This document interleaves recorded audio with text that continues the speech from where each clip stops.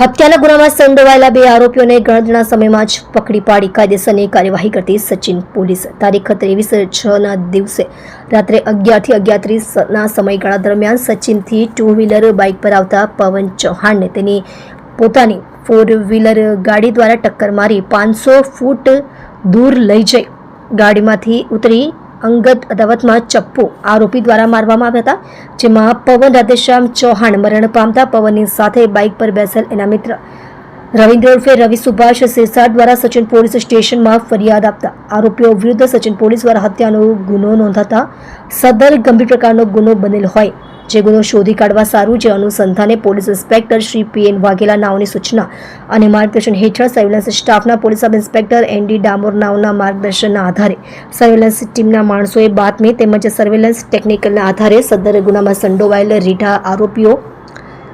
અનિલ ઉર્ફે કોમડી અશોક સપકાળે ઉંમર વર્ષ 35 રહે 636 નીલકંઠ સોસાયટી કુડાદરા આસપાસ મંદિરની બાજુમાં સુરત તથા આરોપી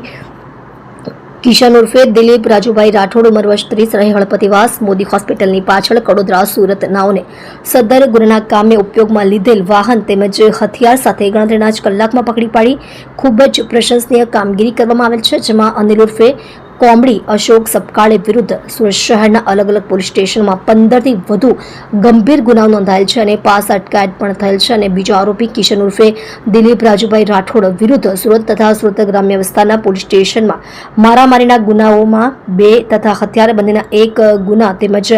દારૂના 3 કેસમાં તથા લૂંટના 1 ગુનામાં તથા જાહેરનામાના 1 ગુનામાં તેમજ અટકાયતી પગલાં લેવામાં આવેલ છે। તમે જોઈ રહ્યા છો SD ન્યૂઝ ચેનલ ફેઝર શેખની સાથે।